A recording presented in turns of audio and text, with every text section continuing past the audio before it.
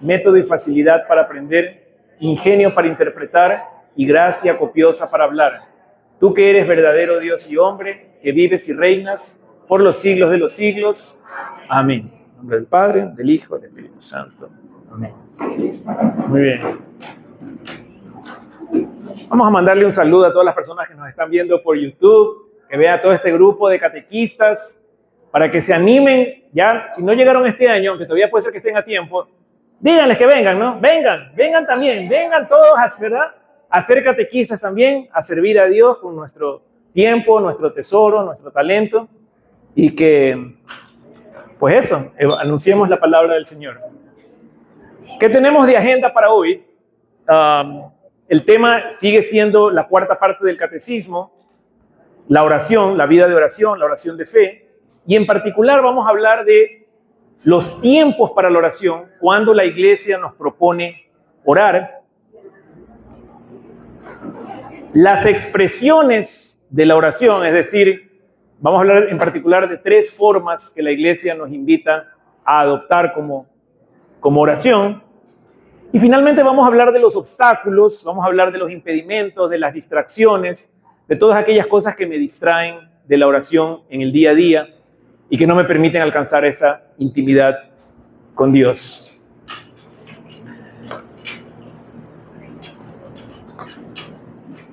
En el numeral 2697 del Catecismo Mayor, la Iglesia nos dice que la oración es la vida del corazón nuevo y que debe animarnos en todo momento.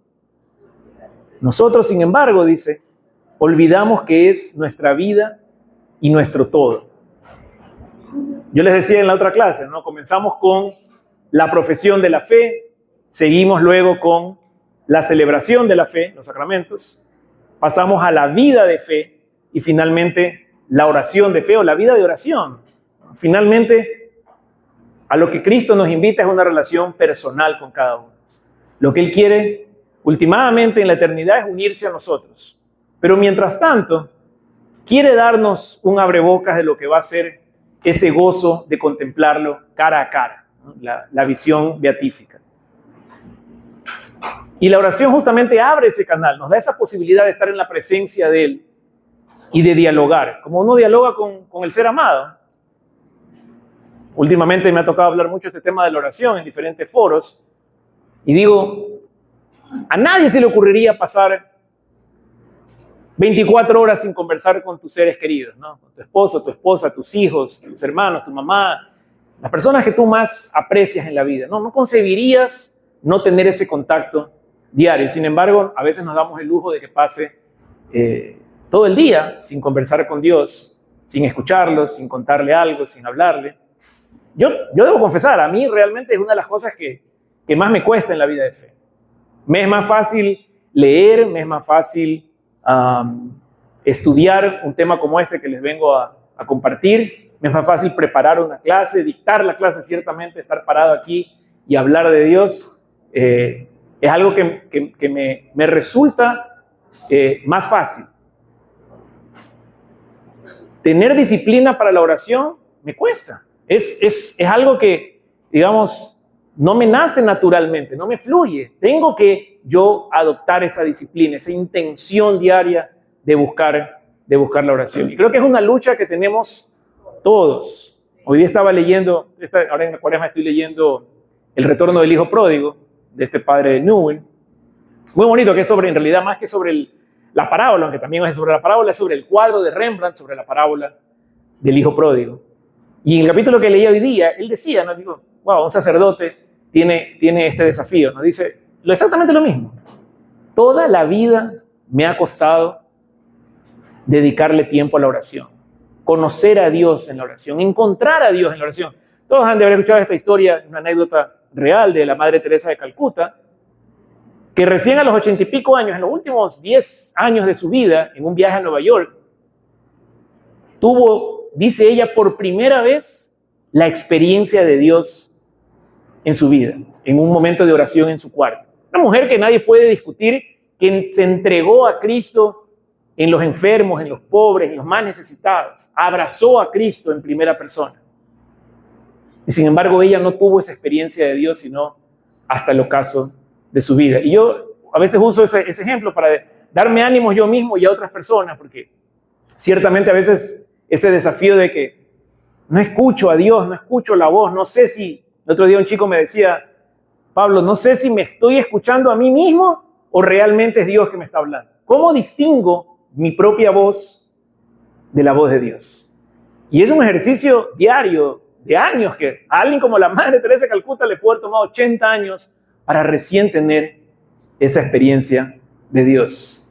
Y sin embargo, creo que eso nos da esperanzas a que hay que perseverar en esa tarea para realmente conectar con nuestro ser amado.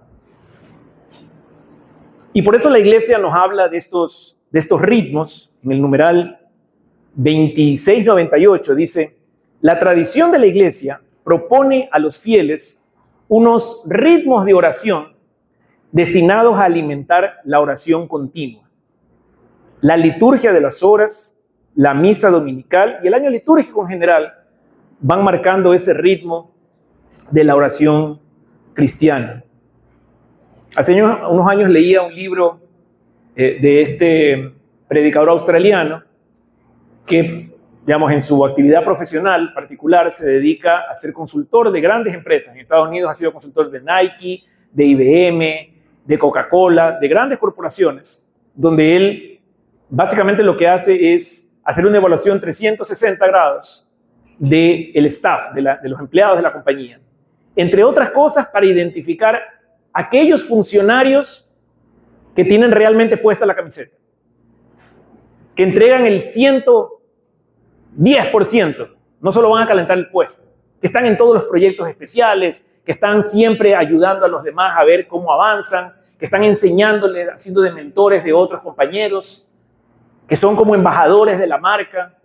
Entonces, él ha desarrollado una metodología que le permite identificar a estos funcionarios muy especiales en las compañías para tratar de sacar una receta de qué hay en común en estas personas y que de esa manera las empresas puedan replicarlo.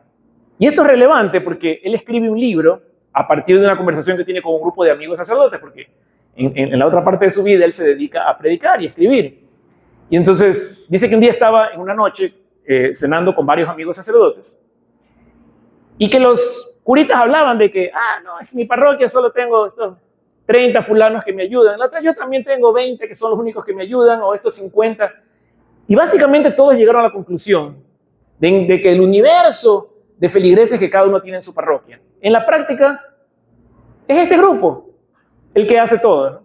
Estoy seguro que si yo les pido aquí que levanten la mano, ¿quién además de catequista tiene algún otro apostolado o participa en algún otro grupo parroquial? Más de uno aquí va a levantar la mano. ¿Qué es la realidad? Los que estamos un poquito más activos en la vida parroquial no estamos metidos en una cosa, estamos metidos en varias cosas. Entonces esto le llamó la atención a él porque él dijo, ¿será que en la Iglesia Católica aplica el mismo criterio que, por ejemplo, en el mundo de los negocios? Hay un teorema que es conocido, que es el de Pareto. Pareto básicamente postulaba que el 20% de algo representaba el 80%. Para poner un ejemplo más práctico. En una farmacia, el 20% de los productos representa el 80% de las ventas de la farmacia.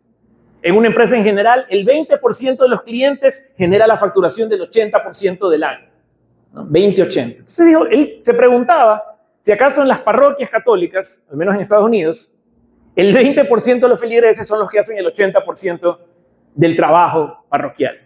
Y entonces, pidiendo permiso a todos sus amigos sacerdotes y obispos, empezó a recorrer los Estados Unidos y empezó a aplicar esta metodología que él utilizaba en las empresas, esta de 360 grados, para identificar cuál es la situación en las parroquias. Y fue a cientos de parroquias en Estados Unidos, levantó data con todo su equipo de científicos de datos de su empresa y sacó estadísticas para verificar si efectivamente se aplicaba el 20-80 o el 80-20.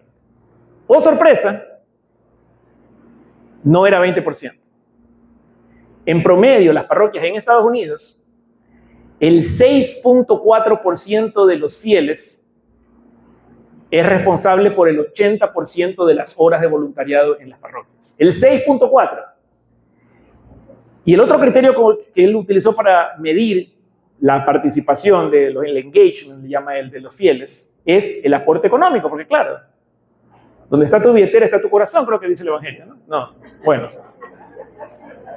¿Ah? En la carta de San Pablo a María Reina, ¿no? Bueno. El 6.7% de los fieles aportaba el 80% de los ingresos económicos de la parroquia. Y había un traslape entre ese 6.4 de voluntariado y 6.7, había un traslape de más del 60%, que eran los mismos. O sea, los mismos aportaban horas y aportaban la plata. Y claro, lo primero que uno puede pensar es, chuta, estamos mal, pues, ¿no? Ni siquiera el 7% de los feligreses está activamente enganchado, ayudando, colaborando, contribuyendo a la expansión de la iglesia. Pero él no lo vio así. Matthew Kelly lo vio más bien como un signo de esperanza. Él dijo, si solo el 7% hace todo lo que hacemos, él dice, ni siquiera pienso en el 50 o en el 100%, si llegáramos al 14%, si yo pudiera duplicar la cantidad de personas que como nosotros estamos metidos no en una, en dos, en tres, en 5 cosas en la parroquia, imagínense todo lo que conseguimos. Cambiamos el mundo. Y él propuso un plan de tratar que las parroquias todos los años aumenten solamente 1% de feligreses comprometidos. Entonces, si somos 50 cristianos aquí que estamos ayudando, el próximo año deberíamos ser 55. ¿O no? No. Sí, no, pues ese es el 10%. No. 50, ya. 2 tendríamos que conseguir por año, imagínense. Y el otro descubrimiento importante que él hace es, dice, bueno, ¿qué distingue a este 6.6, 6.7, 6.4%? Y encuentra 4 características, que no se las voy a detallar mucho, pero quería llegar a la más importante. Algo que distingue a estas personas es su vida de oración. Son personas que tienen una disciplina de la oración metódica, valga la redundancia, religiosa. Todos tienen una metodología de orar que la siguen a rajatabla todos los días.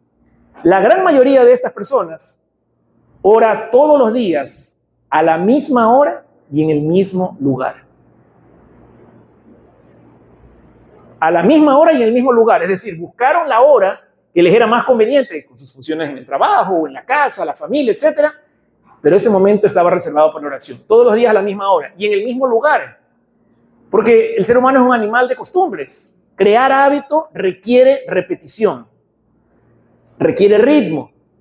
Y la iglesia en su sabiduría nos dice que hace falta un ritmo. Nos sugiere.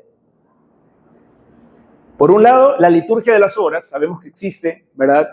Sobre todo por los sacerdotes, pero los fieles católicos también estamos invitados a seguir la liturgia de las horas, donde hay estos ritmos que nos van adentrando en los misterios de Cristo, en la alabanza, en la gloria, en la gratitud, en el perdón, ¿verdad?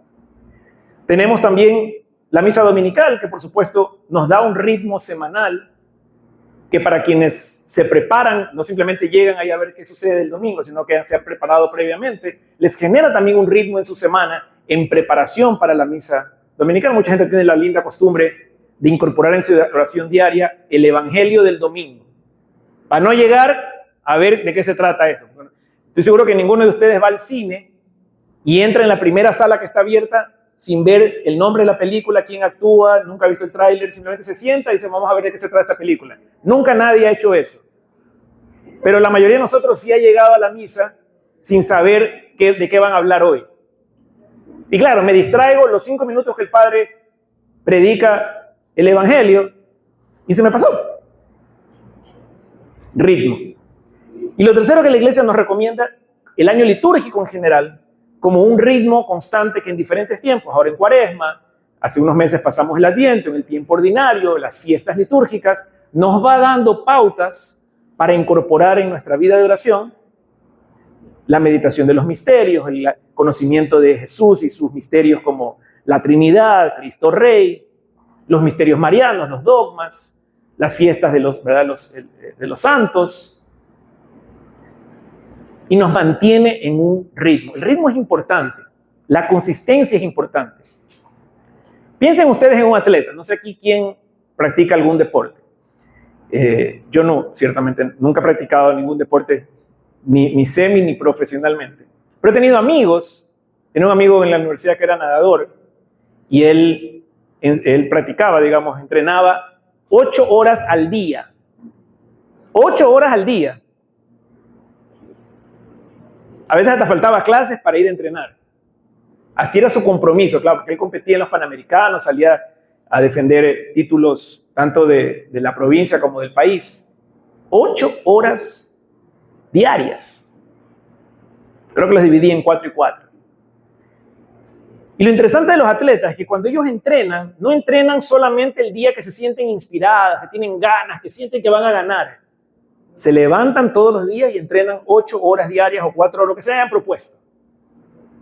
No importa si le duele la barriga, no importa si la mujer lo retó, no importa si se peleó con los papás, no importa si ese día el banco le negó el crédito, no importa si el jefe lo mandó a la punta de un cuerno, entrena todos los días. Pero nosotros en nuestro hábito de oración somos un poquito más, quiero rezar, quiero orar con Dios cuando me sienta bonito, ¿no? Cuando sienta así como que voy a levitar, ¿no? Quiero que me fluya, quiero sentir,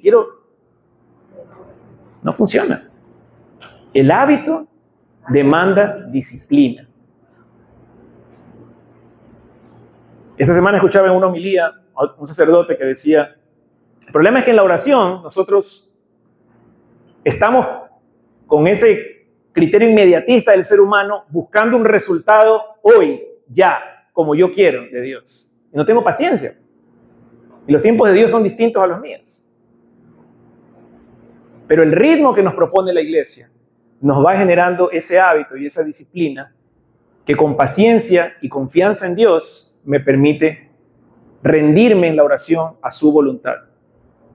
Lo que decía el Evangelio de hoy, que no sea la tuya. La tradición cristiana ha conservado 3 modos principales de expresar y vivir la oración. Y son las 3 expresiones que la Iglesia Católica en el Catecismo nos invita a, primero, aprender, a adoptar como hábito y eventualmente a irla desarrollando de manera más profunda. Son la oración vocal, la meditación y la oración contemplativa. Y el rasgo común es que, dice la Iglesia, este es el recogimiento del corazón. ¿Se acuerdan de la primera lámina que decía que la oración es la vida del corazón nuevo? En la oración me transformo en esa versión que Dios quiere de mí. En la oración nazco de nuevo. Le decía el Señor a Nicodemo, te aseguro que no, ¿cómo es que es? Hasta que no nazcas otra vez del cielo, ¿no? De lo alto. Ya no me acuerdo la cita, pero me suena eso, ¿verdad? En la oración, donde finalmente conozco a Dios, como vimos la semana pasada, también termino conociéndome a mí mismo y por lo tanto descubriendo mi propósito en esta vida, el plan que Dios tiene para mí. Si no sé cuál es el plan que tiene Dios para mí, da lo mismo que haga, para dónde, si voy para la derecha, voy para la izquierda, para arriba, no, da lo mismo cualquier camino que tome. Una vez que tengo mi destino puesto en lo que Dios quiere para mi vida, tengo un plan, tengo un camino a seguir. Y ese plan solo lo voy a descubrir en la oración. Entonces vamos a hablar un poquito de cada una de estas tres expresiones: la oración vocal, la meditación y la oración contemplativa. De la oración vocal vamos a citar el numeral 2700 del Catecismo Mayor, que dice: por medio de su palabra, Dios habla al hombre. Y decíamos en la sesión anterior este término de la acomodación divina, ¿no? Como Dios infinito, que ni el universo que Él creó lo puede contener, se tiene que adaptar, acomodar a nosotros en palabras humanas, en un lenguaje humano que nosotros podamos comprender. Así como se anonadó haciéndose un hombre, también se anonadó en el sentido de convertirse en palabras y revelarse a través de la palabra para que yo pueda conocerlo. Y el catecismo lo que me recuerda es que esa misma palabra de Dios, no solamente que es a través de la cual nos habla, sino que se puede convertir, como vimos también en la clase pasada con el tema de los salmos, la palabra de Dios se puede convertir en oración. Es decir, la lección divina, la meditación de los evangelios, del Antiguo Testamento, de las epístolas, a la luz del Espíritu Santo y del magisterio de la iglesia, se puede convertir en una oración muy eficaz. ¿Cómo no va a ser eficaz si es la palabra de Dios mismo? Y la iglesia nos invita a incorporarla en esa oración vocal.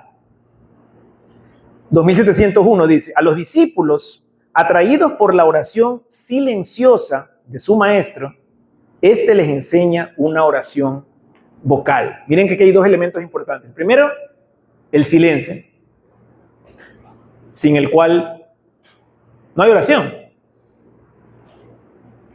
Ayer conversaba con una pareja y hablábamos de cómo uno suena la alarma, lo primero que hace es coger el celular. ¿No?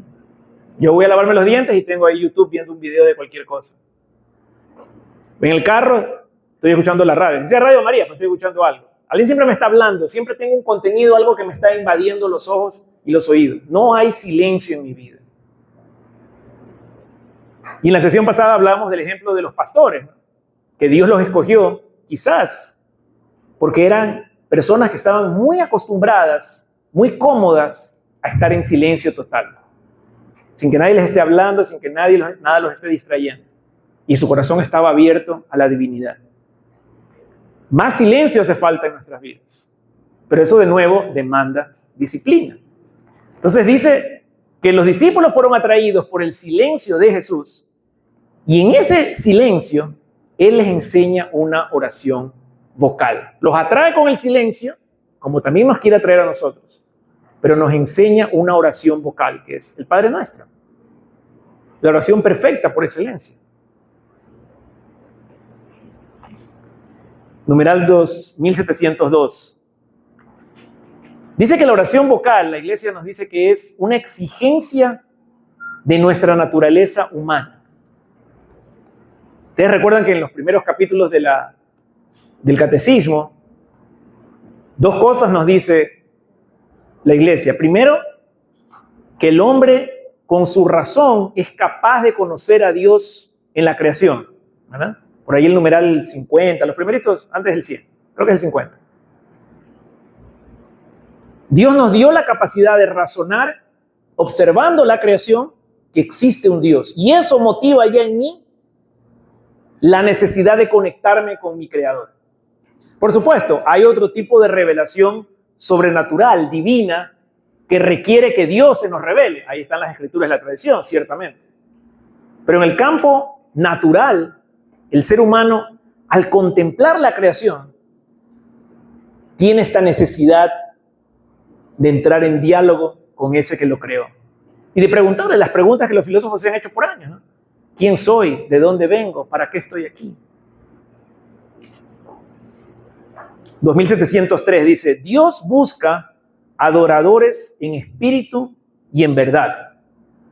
Reclama una expresión exterior que asocia el cuerpo a la oración interior. El Señor nos dio un cuerpo humano, boca, cuerdas vocales, nos dio esta capacidad de expresarnos a través de las palabras.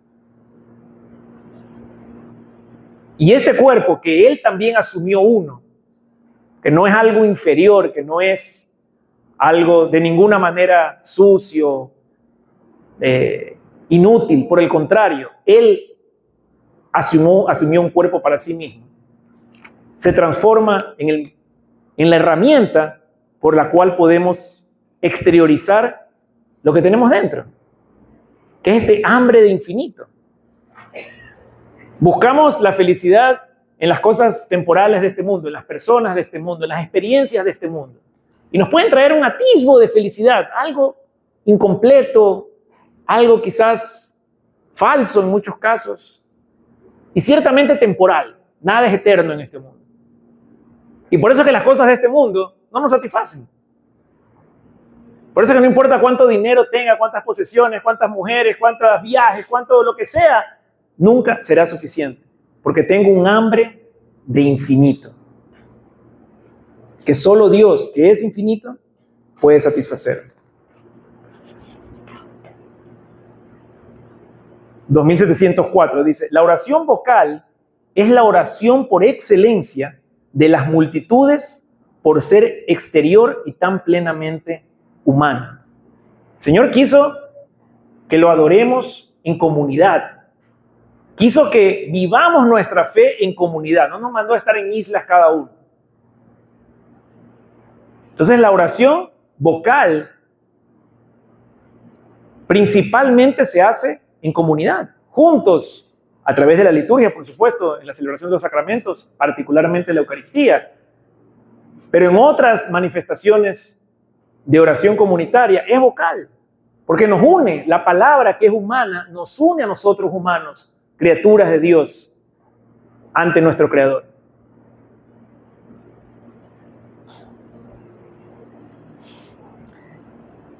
Vamos con la meditación. Corresponde al numeral 570. Recuérdense que el circulito siempre corresponde al compendio. Pablo, Dígame. ahí en la oración vocal, la importancia de... en la Iglesia Católica todo es orden, ¿no? También, ¿no? Y lo que ayer el Padre Jaime nos decía de aprendernos bien las oraciones, ¿no? Como son, no a aumentarle o quitarle palabras o cambiarle palabras. Y ahorita que hablabas de orar en comunidad, me acordaba de una peregrinación donde estábamos 80 peregrinos y el Padre repetía cada rato, a ver, somos una sola comunidad, no se adelanten, no se atrasen, hagámoslo juntos. Me acordé ahorita que decías la oración comunitaria, juntos. Todos juntos, así es. Lo cual se traduce, mire que la Iglesia hablaba del tema del cuerpo, no solamente en las palabras, que como decía Erika, son las mismas, la Iglesia nos invita a que oremos juntos, pero las posturas también. Importante también la disciplina que nos enseña Padre Jaime, ¿verdad? Profesor de liturgia del seminario, sobre los momentos correctos en que me paro o no me arrodillo, en los momentos en que hago la venia, y lo hacemos juntos. La misa no es yo solito. Tengo otros momentos para mi oración individual. La misa y otras celebraciones litúrgicas son comunitarias. Y requiere ahí quizás que yo me niegue a mí mismo mis preferencias, mis costumbres, mis hábitos, y me integre al pueblo de Dios orando juntos, al unísono. Sobre la meditación dice el numeral 2705. La meditación es sobre todo una búsqueda. Habitualmente se hace con la ayuda de algún libro. Fíjense en esa clave. La meditación es una búsqueda. Ya habíamos dicho que la oración vocal puede ser basada en la misma palabra de Dios, puede ser una oración comunitaria, es una oración que físicamente, ¿no?, se expresa aquello que está en el interior hacia el exterior. Mientras que la meditación es algo más introspectivo, reflexivo, porque está en la búsqueda, dice el catecismo. ¿En la búsqueda de quién? De la divinidad. Ese camino para encontrar a Cristo. Y dice, habitualmente se hace con la ayuda de algún libro. Claro, porque de nuevo, nuestra mente no está acostumbrada, no está entrenada a la disciplina. Entonces es fácil, nos ha pasado a todos, que nos sentamos a meditar un misterio del rosario o nos sentamos a meditar un pasaje del Evangelio y de pronto ya estoy por las compras que tengo que hacer en el supermercado y el correo que no respondí. Cuando me di cuenta estoy en cualquier otra cosa menos la meditación. Requiere disciplina. Ciertamente un libro, yo cuando voy por ejemplo al Santísimo trato de llevar algún texto que me ayude a organizar metódicamente mi hora, no solo por llenar el tiempo, sino porque realmente mi mente no tiene la disciplina necesaria para estar una hora en profunda meditación. Entonces el libro me ayuda, los textos bíblicos, algún texto espiritual de un buen autor, una biografía de un santo, Hay también jaculatorias, libritos que nos ayudan en la hora santa a fijarnos en un tema específico, pero hace falta. El 2706 dice, meditar lo que se lee conduce a apropiárselo. Y Matthew Kelly, este autor que yo les decía, él siempre habla de cómo el pensamiento antecede a la acción. Te conviertes en aquello que piensas. Matthew Kelly. Él vive en Estados Unidos, tiene un instituto que se llama el Dynamic Catholic Institute, que de hecho ese es el nombre que le pone a estas personas que se destacan en la iglesia, los católicos dinámicos. Él es australiano. Y Matthew Kelly habla de cómo el pensamiento antecede a la acción. Él dice, nada de lo que tú hagas no lo pensaste antes. Todo lo que haces tuvo un pensamiento previo, un plan, una fantasía, un proyecto, un deseo, pero estuvo en tu mente antes. Si tú controlas lo que piensas, controlas lo que haces y controlas en quién te conviertes. Y un ejercicio muy sencillo es que hagamos un inventario esta noche de cuáles fueron los 5 temas principales o personas principales que ocuparon mi mente el día de hoy. En mi trabajo, en mi casa, aquí en la parroquia, o que vi en televisión, en las redes. 5. A ver si Dios está en uno de esos 5. De los principales. No digo que una vez pensé en Dios. Lo que más ocupó mi tiempo mental hoy. Vamos a descubrir sin mucha sorpresa que de hecho Dios no está en el top 5.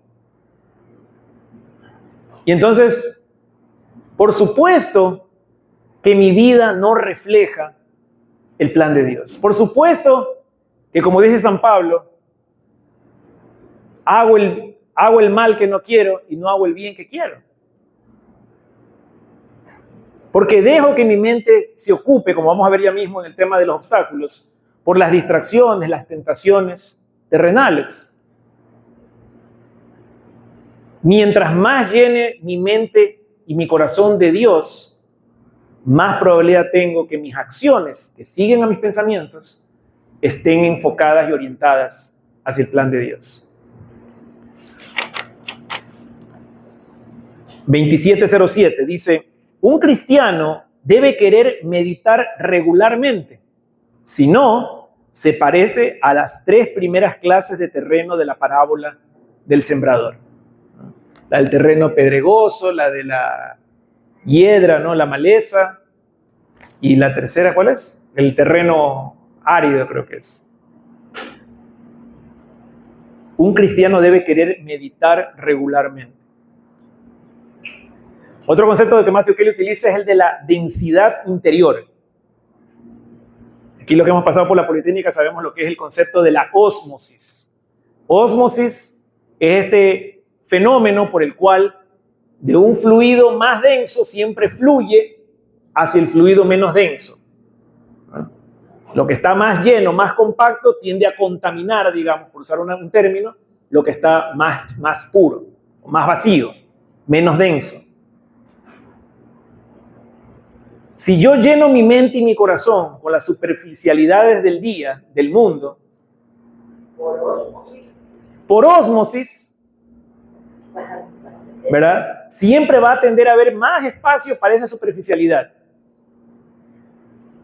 Pero si yo me empiezo a llenar de Cristo,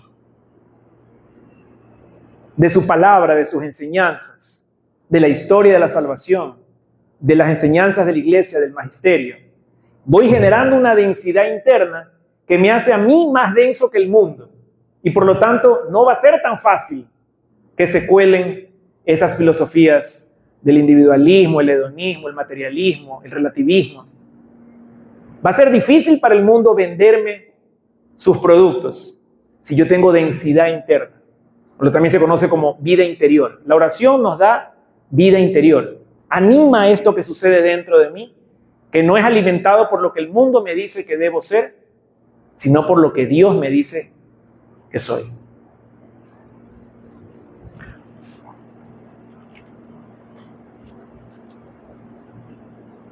También dice el 2708, la oración cristiana se aplica preferentemente a meditar los misterios de Cristo, y creo que encaja perfectamente el Santo Rosario, y la oración cristiana debe ir más lejos, dice, a la unión con Él. Sí es verdad que en los primeros años de la oración uno tiende a, no sé, a pedir, quizás agradecer, en algunos casos alabar, y por ahí, ¿no? Quizás más de lo primero, un poco de lo segundo, menos de lo tercero, pero la mayoría tiene, digamos que una rutina así, ¿no? De pedir, agradecer, alabar. Pero me quedo de todas maneras en un trato distante, transaccional con el Señor. No termino de conocerlo, no termino de explorar y profundizar en su misterio, en su vida. Entonces el catecismo dice, más que solo orar y tener un diálogo, lo cual está muy bien, es un buen comienzo tener un diálogo con Dios. Lo que Dios quiere es unirse contigo. Recuerden las bodas del Cordero en Apocalipsis 19 en adelante. El Señor lo que quiere es unirse con su iglesia. San Pablo, carta a los Efesios, capítulo 5. El misterio del matrimonio en realidad es el que Cristo quiere desposar a su iglesia. Lo que Cristo quiere es unirse contigo. Entonces, la iglesia dice, no nos quedemos en la oración por la oración. La oración tiene un fin último, que es unirme con Dios.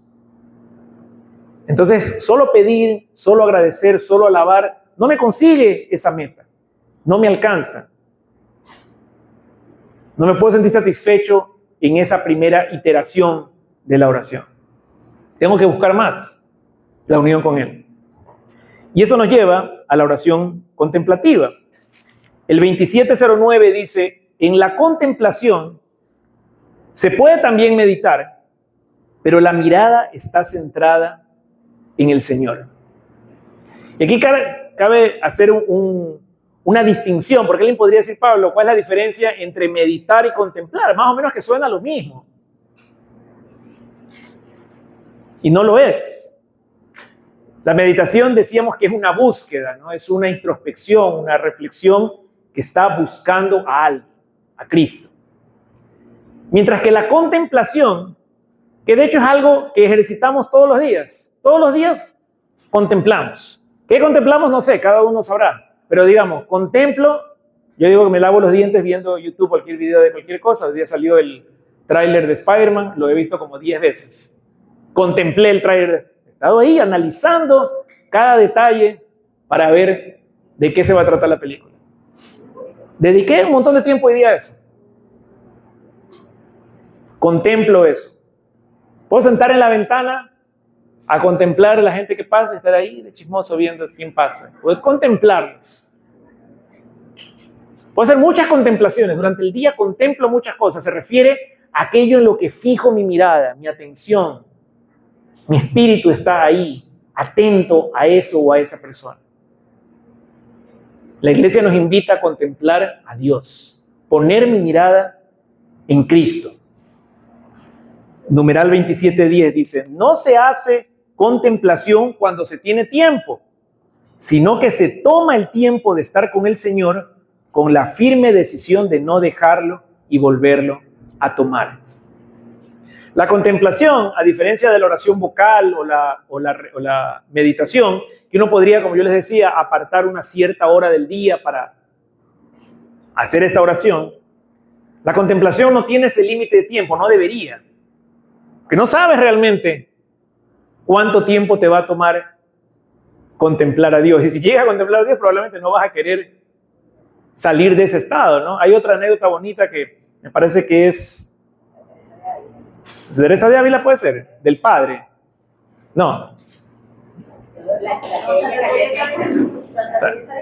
Teresita de Jesús, no sé. Bueno, no sé si es esa. Yo la que sé, ya ahorita ya no sé cuál santita era. Pero bueno, el asunto es que pasa alguien por su cuarto y la ve a ella en profundo éxtasis, ¿no? Arrodilladita al pie de la cama rezando.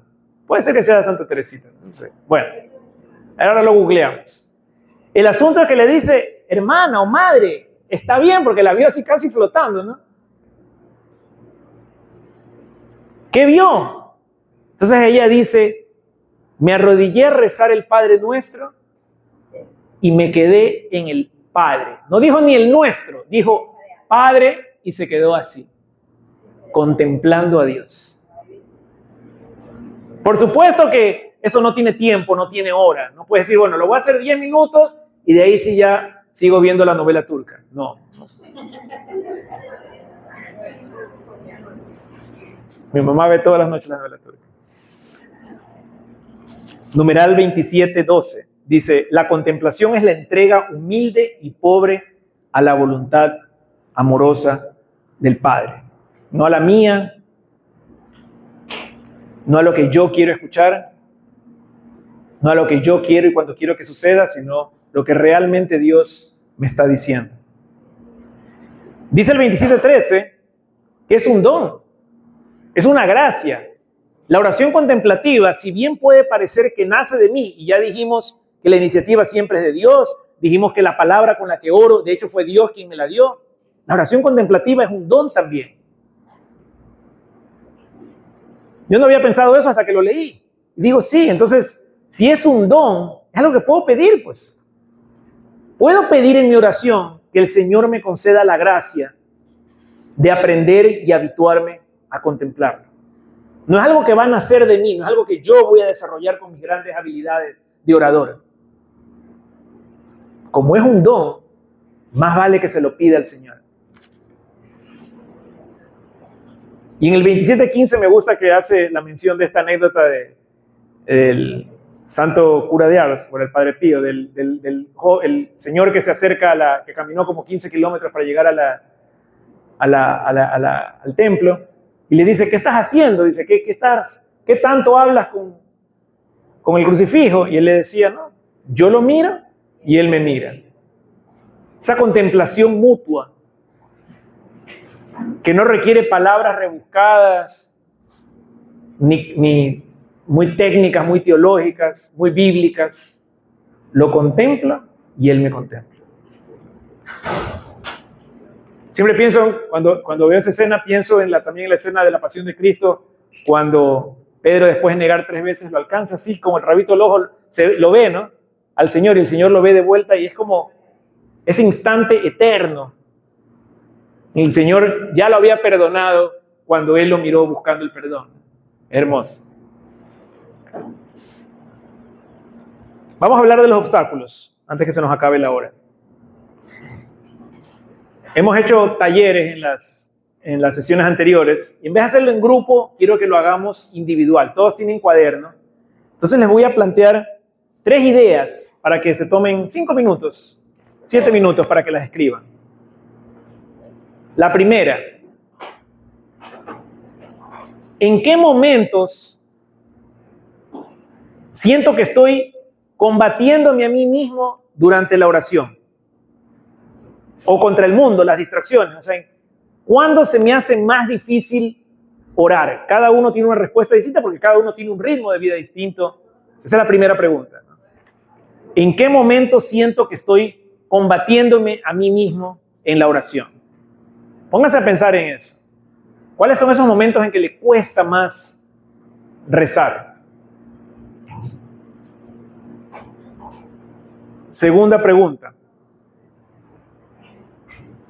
¿Qué hábito de mi vida diaria hace que mi oración sea más fácil o más difícil?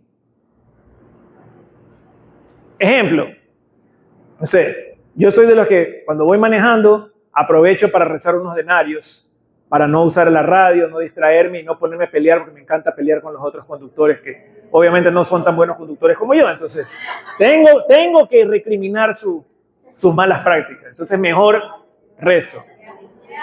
¿Qué hábito de la vida diaria hace que mi oración sea más fácil o más difícil? Empecemos a identificarnos, o sea, empecemos a conocernos a nosotros mismos. Porque obviamente si hay un hábito que favorece la oración, tengo que buscar afianzar ese hábito. Y si hay algún hábito que a lo mejor me distrae de la oración, más vale que lo identifique para poder desterrarlo. Y la tercera pregunta, que es la única que les voy a pedir si alguien quiere compartirla. Su propio testimonio o un tip, una sugerencia de algo que a ustedes les sirvió para decidirse a empezar a orar y que les funcionó. Si alguien tiene así una experiencia personal de algo que dijo, mira, voy a hacer esto y lo voy a probar y funcionó y ahora eso me ayuda a orar frecuentemente, alguien que lo quiera compartir, con mucho gusto. Tómense 5 minutos para pensar en esas 3 preguntas. La tercera, un testimonio, un tip, una sugerencia de algo que le funcionó a usted para poder llevar una vida de oración frecuente, persistente, constante. Esa es la única que les voy a pedir si alguien quiere compartir. Las otras son para su reflexión personal, para que se lo lleven y lo mediten y lo trabajen si es necesario.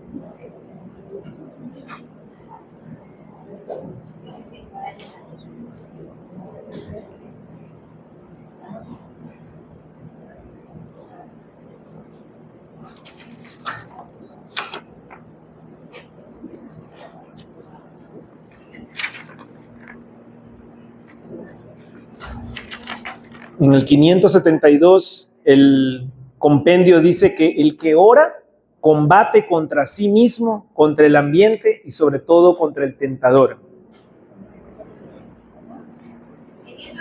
572. El 573 dice que obviamente hay conceptos errados sobre la oración, pero también muchos piensan que no hay tiempo suficiente para orar o que es inútil y se desalientan frente a las dificultades o los aparentes fracasos, ¿no?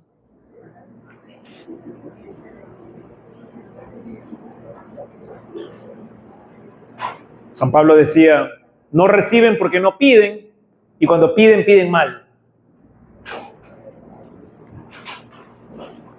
574 dice que la dificultad habitual para la oración es la distracción.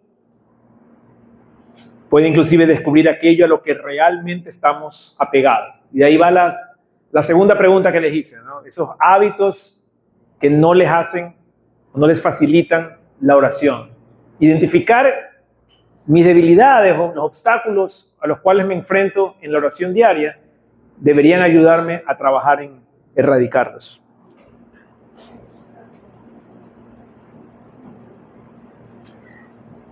El catecismo también habla de un término que no es muy común, la asedía, que es una forma de pereza espiritual.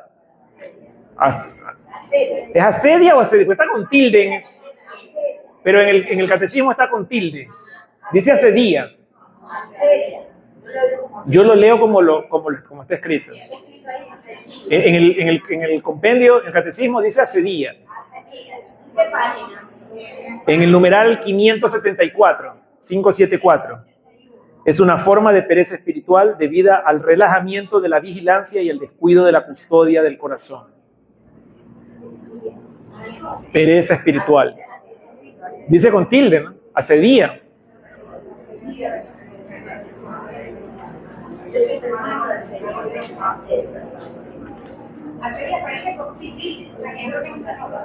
Puede ser que en esa edición esté un error. Asedia. ¿Qué dice la RAE? Hay las dos formas. Ok. Hay las dos formas. De hecho, las dos aparentemente son correctas, como el tema de ícono o icono. Se puede decir icono. Nunca diría icono. Ok. Dice pereza, flojedad, tristeza, angustia, amargura. Ok. Muy bien. Gracias. Ok. ¿Alguien que ya ha terminado y nos quiera compartir su tercera respuesta? Allá hay alguien, vamos a seguirlo con la cámara para que vean que la gente en YouTube puede pensar que estoy solito yo hablando aquí como loco. No, estamos llenos, clase llena. A ver, Sonia nos va a contar. Cuando hice la consagración, la hice con mi hija. Y así hicimos la sanación de padre y madre. Nos mandaron a hacer un grupo de oraciones y a ir a misa 9 días seguidos por la línea materna y 9 días seguidos por la línea paterna. Y había que rezar el rosario también, 9 días por el uno y 9 por el otro.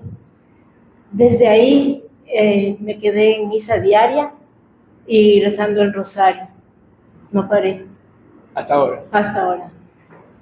Un aplauso. Gracias, Sonia. ¿Alguien más que nos quiera compartir lo que le haya funcionado, que pueda ser replicable, que pueda ser repetible? Allá. Susi nos va a... Nuestra community manager. Bueno, a mí me cuesta no distraerme, a mí me cuesta salir de mi zona de confort, de la bulla de mis hijos, de la bulla de todo. Y lo que he encontrado es que levantándome temprano, 5:15 de la mañana, sin que salga el sol, yo me preparo un café, me pongo a hacer oración 30 minutos y no hay nada de distracción, nada de nada. O sea, es un tip que he conseguido y que me está funcionando porque en ese momento no hay nada. Y claro, lógicamente en la Biblia dice que Jesús salía a orar solo y en la oscuridad, ¿no? Entonces realmente eso me ha servido. Muy bien. Ya saben. Ponga la alarma hoy día 5 de la mañana. Hay esos que se levantan a trotar, a andar en bicicleta, en el gimnasio. Ya, ok. Muy bien, ¿alguien más? Último. Ahora, yo no sé si tú te acuerdas, pero cuando yo salí del grupo de jóvenes, tú me dijiste que me formara, que me siguiera formando, que siguiera buscando qué hacer, y nos pasó un podcast para poder leer la Biblia en un año. Y eran 45 minutos, 45 minutos cada episodio, pero lo tenías repartido para que todo el año puedas leer la Biblia. Entonces, tenía una app que me lo había bajado de podcast y cada vez que iba al trabajo esa era como mi rutina diaria en la que yo tenía que hacerlo y lo logré, sí costó. Y casi que tuve que repetir días que no hacía o que no podía hacerlo cuando no iba al trabajo fines de semana, pero me comprometí, fue buenísimo. Entonces después de eso busqué una app porque me gusta mucho formarme, busqué una app igual y ahí es que estoy en retos, veo los de Cuaresma, leo lo de los santos, entonces siempre tengo como información todo el tiempo, escuchando, y cada vez que estoy en el carro tengo que salir o algo, esa es mi forma de cumplir, por así decirlo. Y formarme también al tiempo, ¿no? Claro. Así que lo recomiendo, los podcasts son chéveres también. Muchas gracias. Halo, y el podcast es también la Biblia en un año, que está en YouTube, está en todos lados. Sí. Porque en una de las clases pasadas nos hablaron de una aplicación Oremos. Oremos también, sí, también hay esa aplicación. Instalé por curiosidad, pero ahora me saca la alarma. No lo hagan, no se quita. Te obligan, ¿está bien? Muy bien.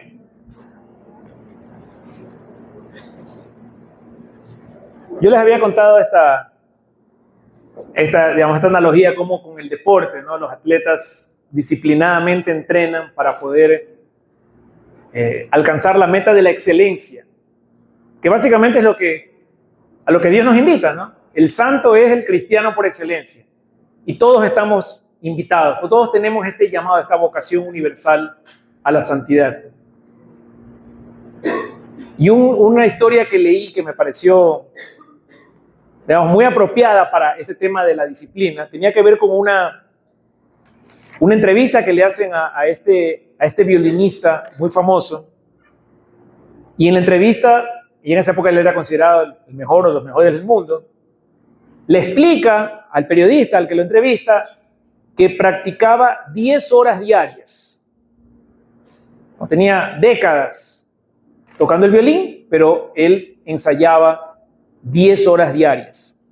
Y el periodista lo interrumpe y le dijo, bueno, pero eso habría sido al inicio de su carrera, pues ahorita que usted tiene 30 años, no sé, pues tocando el violín, seguramente se puede dar el lujo de por ahí saltarse un día y no practicar.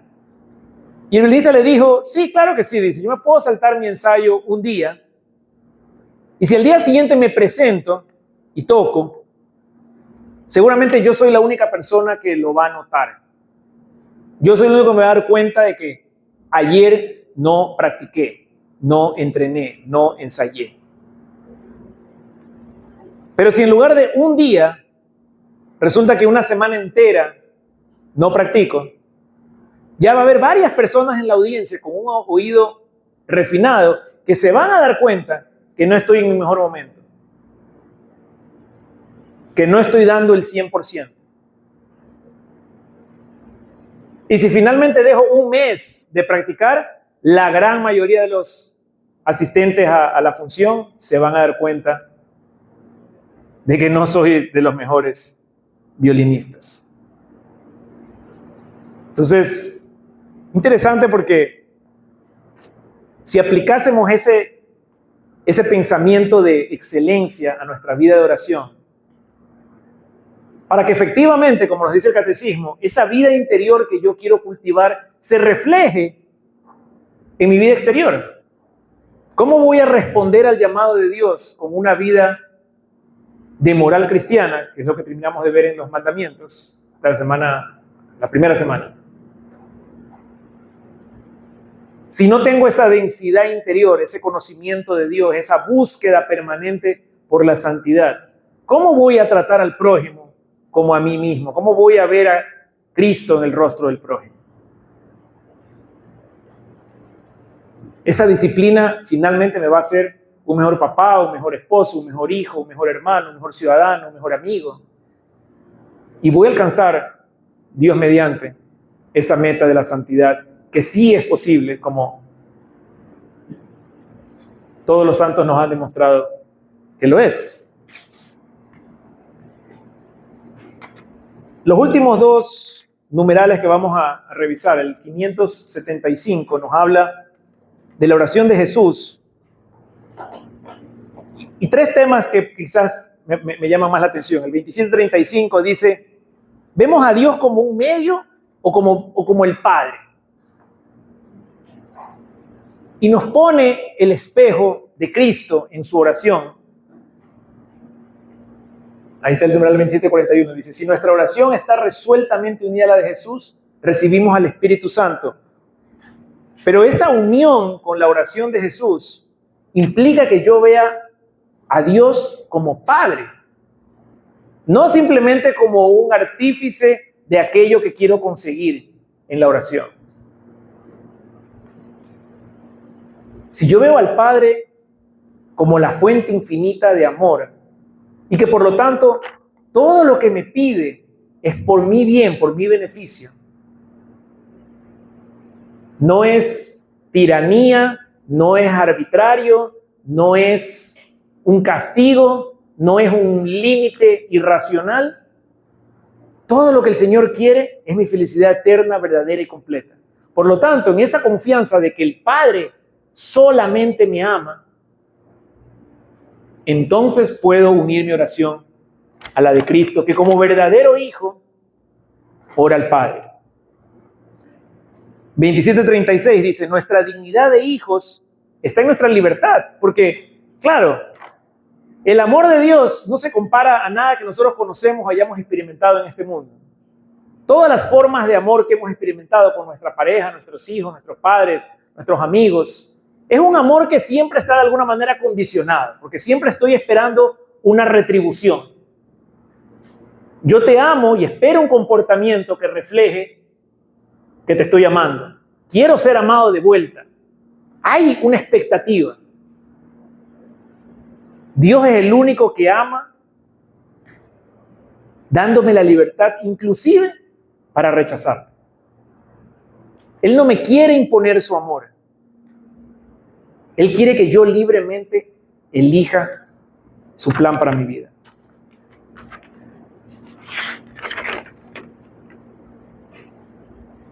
Aquí tenía justo la cita de San Pablo, ¿no? Ustedes no tienen porque no piden, o bien piden y no reciben porque piden mal. Y no es San Pablo, perdón, es Santiago. La carta de Santiago, capítulo 4. Finalmente, el catecismo nos invita a meditar en la hora del Señor. Específicamente Juan 17, la oración al Padre, donde Él recoge todas nuestras oraciones y nos pide que nos pongamos en esa actitud de hijos. Les contaba que leía el libro del Retorno del Hijo Pródigo y justamente estaba en el capítulo del Padre, donde hoy leía el Padre pudiendo quedarse en la casa. En ambos casos, con el hijo menor y el hijo mayor, sale, corre al encuentro de ellos. Lo encuentra a mitad de camino cuando lo ve de lejos al hijo pródigo y lo abraza. El otro hijo que no quería entrar porque estaba envidioso de lo que pasaba, sale al encuentro de él y no le recrimina nada. A mí me encanta más el hijo mayor que el hijo menor. Todo lo mío es tuyo, hijo. Siempre lo has sido, siempre has estado en mi casa. No hay nada que tengas que envidiarle a tu hermano. Alégrate porque mi hijo, tu hermano, ha estado muerto y ha vuelto a la vida. La hora del Señor es esa hora en que nos pide unir nuestra oración a Él. Y para eso hay una pequeña receta que nos da el catecismo para que nuestra oración sea eficaz. 4 puntos. Primero dice, apóyate en la acción de Dios en la historia. ¿Desconfías de Dios? ¿Sospechas de sus intenciones?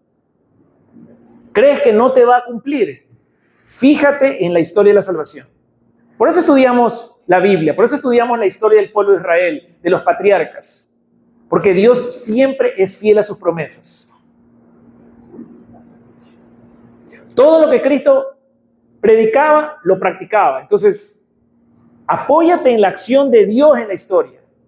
Confía en el Señor, porque la evidencia histórica nos dice que el Señor cumple.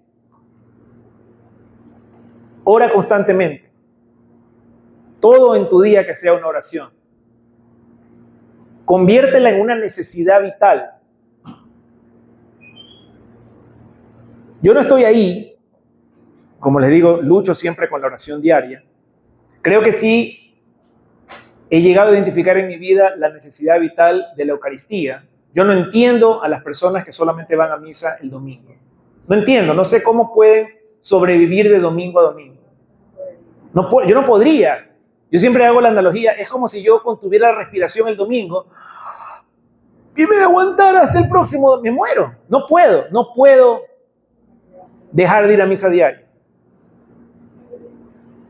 La oración diaria todavía no es eso para mí, pero le pido a Dios que me dé esa gracia un día. Vive lo que oras, por supuesto, porque finalmente dijimos, el fin último de la oración no es solamente el diálogo con Cristo, es mi unión con Cristo, ser otro Cristo. Para referencia, esos 4 puntos están en esos 4 numerales del catecismo, no del compendio, del catecismo.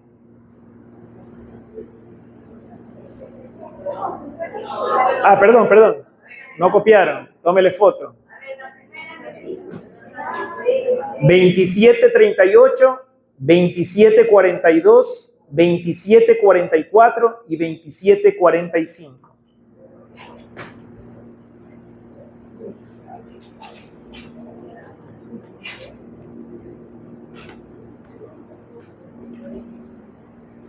La oración eficaz que Cristo nos enseña. ¿Estamos bien? En su hora.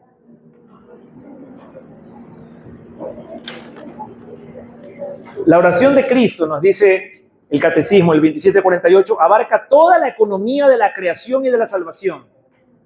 Cristo recapitula en esa oración todo lo que el Señor ha hecho, de ahí esa primera recomendación de apoyarte en la historia de la acción de Dios. Todo está recapitulado en él, justamente dice el 27:48. La oración de Juan 17 inspira las peticiones del Padre Nuestro: hágase tu voluntad, perdona nuestras faltas, danos el pan de cada día. Y sobre todo, dice el 27:51, nos revela al Padre y al Hijo el misterio mismo de la vida de oración.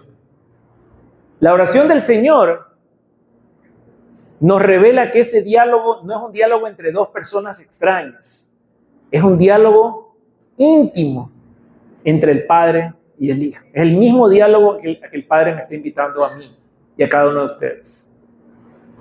Para eso tengo que verme como hijo también, tengo que recordar mi dignidad de hijo de Dios y valorarme por lo que soy, heredero del cielo, y por lo tanto con la obligación de comportarme a la altura de quien ha heredado el cielo en cada aspecto de mi vida. Nada más, tenía nada más. Muy bien, hemos terminado. Preguntas, comentarios. Para los papás y los niños, ¿cuál debería ser el mínimo indispensable diario? De oración. La bendición de los alimentos, ¿sí? Una oración antes de dormir, ¿sí? O sea, hay tantas cosas que uno le puede enseñar a los niños, ¿sí? Sí. Rosario quizás, dependiendo de la edad, puede ser difícil, ¿no? Un denario creo que sí pueden hacerlo. La oración, hay gente que compra el pan de la palabra, ¿cómo se llama? Y las tarjetitas esas que leen una cita bíblica o una reflexión antes de comer. En mi casa, mis hijas inventaron una oración que hasta ahora la utilizamos, inventada por ellas cuando eran chiquitas. Cada familia puede adoptar una idea distinta, pero es un buen tip para arrancar el año lectivo, sugiriendo a los chicos y a los padres que desarrollen una cosa. Volvemos al descubrimiento esperanzador de Matthew Kelly. No hace falta 100%, 50%, 1%. 1%. En mi vida de oración, ¿qué puede ser una cosita, un hábito, una nueva iniciativa que introduzca en mi día a día y que pueda transformar el resto de mi vida? Por ejemplo, sí, eso. Bueno, terminemos entonces con un Ave María a nuestra Madre del Cielo, que nos ilumine con su ejemplo de oración, de diálogo permanente, tanto con el Hijo como con el Padre, ella que está llena del Espíritu Santo. Dios te salve María, llena eres de gracia, el Señor es contigo, bendita tú eres entre todas las mujeres y bendito es el fruto de tu vientre Jesús. Santa María, Madre de Dios, ruega por nosotros pecadores, ahora y en la hora de nuestra muerte. Amén. En nombre del Padre, del Hijo, del Espíritu Santo. Amén. Muchas gracias. Hasta la próxima.